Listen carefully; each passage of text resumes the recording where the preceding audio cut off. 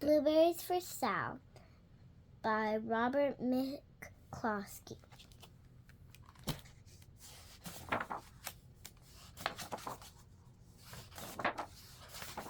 One day, little Sal went with her mother to Blueberry Hill to pick blueberries. Little Sal brought along her small tin pail.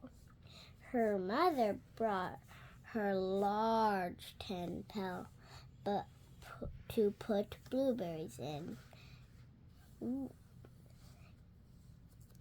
We will take our blueberries home and can them, said her mother. Then we will have food for the winter. Little Sal picked 3 berries and dropped them in her little tin pill. Kaplink, kaplank, kaplunk. She picked 3 more berries and ate them. Then she picked more berries and dropped 1 in. The pill kaplunk. And the rest she ate. Then little Sal ate all 4 blueberries out of her pail. Her mother walked slowly through the bushes, picking blueberries as she went. She putting them in her pail. Little Sal struggled along behind, picking blueberries and eating every single one. Little Sal hurried ahead and dropped a blueberry in her mother's pail. It didn't sound kaplunk, because the bottom of the pail was already covered with berries. She reached down inside to get her berry back, though she didn't mean to. She pulled out a large handful because there were so many blueberries right up close to the one she had put in. Her mother stopped picking and said, "Now, Sal, you run along and pick your own berries. Mother wants to take her berries home and can them for next winter." Her mother went back to her picking, but little Sal, because her feet were tired of standing, she sat down in the middle of a large clump of bushes and ate blueberries. On the other side of Blueberry Hill, Little Bear came with his mother to eat blueberries. "Little Bear," she said, "eat lots of blueberries and grow big and fat. We must store up food for the long, cold winter." Little Bear followed behind his mother as she walked slowly through the bushes, eating berries. Little Bear stopped now and then to eat berries. Then he had to hustle along to catch up. Because his feet were tired of hustling, he picked out a large clump of bushes and sat down right in the middle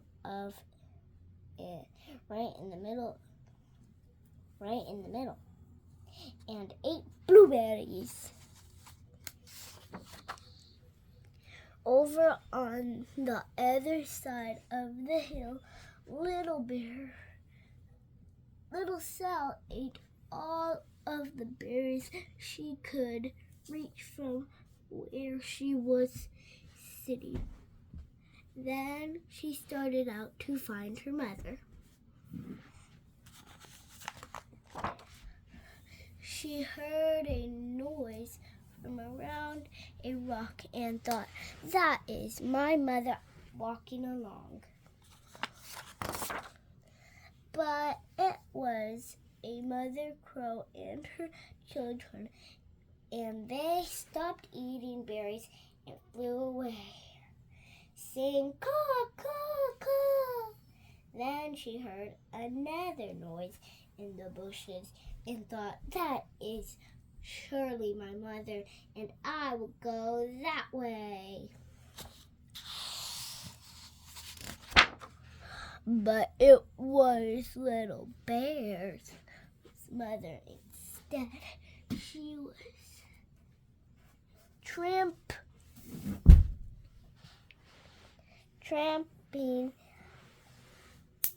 along, eating berries and thinking about storing up food for the winter. Little Sal tramped right along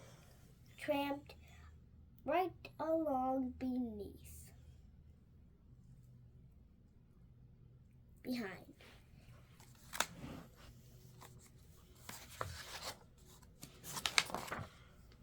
By this time, Little Bear had eaten all the berries he could reach without moving from his clump of bushes. Then he hustled off to catch up with his mother. He hunted and hunted, but his mother was nowhere to be seen. He heard a noise from over the stump and thought, "That is my mother walking along." But it was a mother partridge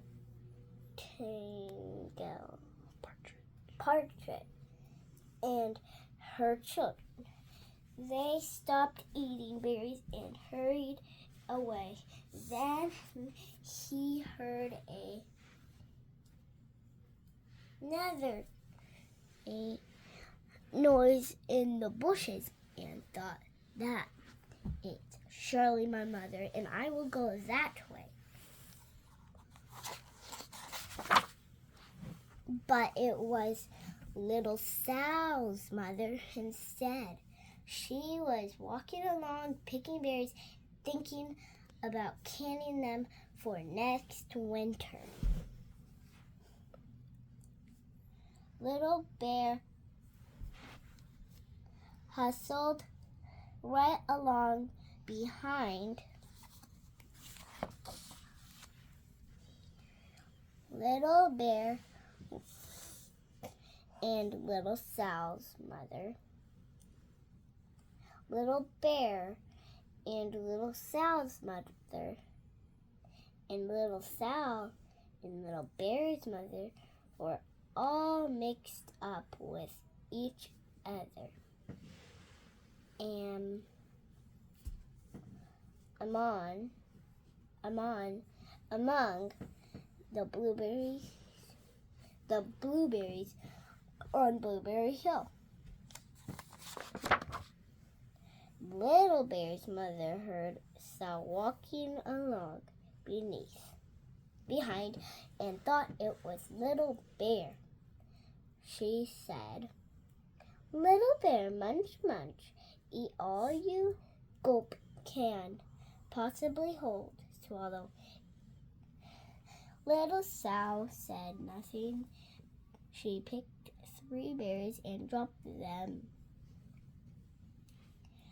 Kaplink, kaplank, kaplunk in her small tin pail.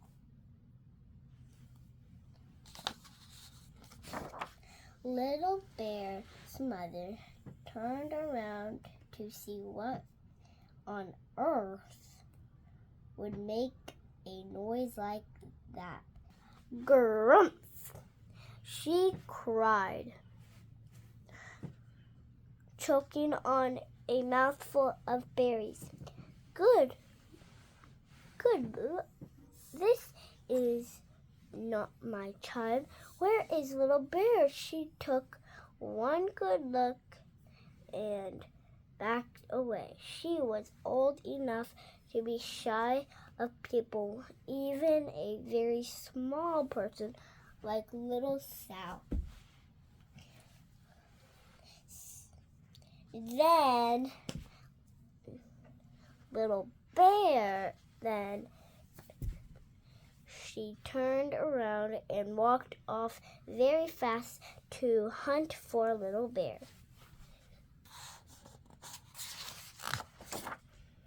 Little Sal's mother heard Little Bear tramping along behind and thought it was Little Sal. She crept right on, picking and thinking about candy and blueberries for next winter. Little Bear padded up and peeked into her pail. Of course, he only wanted to taste a few of what was inside, but there were so many that they were so close together that he tasted a tremendous mouthful by mistake. Now, little Sal. Now, Sal. Now, said little Sal. Now, Sal, said little Sal's mother, without turning around. You run along and pick your own blueberries. Mother wants 2 candies for next winter. Little Bear tasted another tremendous mouthful and almost spilled the entire pail of blueberries.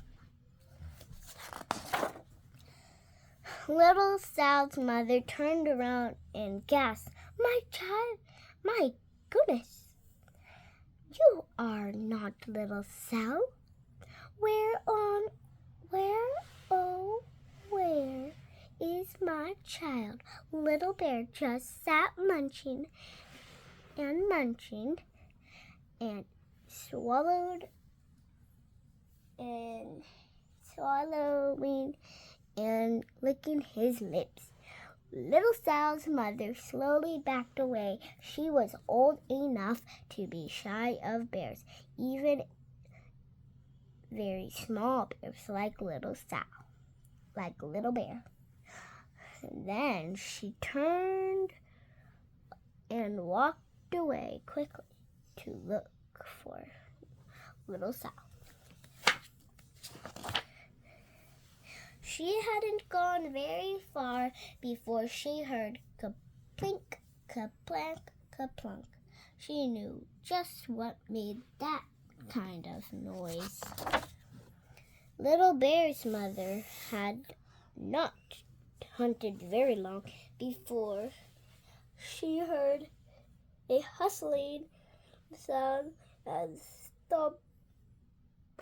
and stopping now and then to munch and swallow. She knew just what made that kind of noise.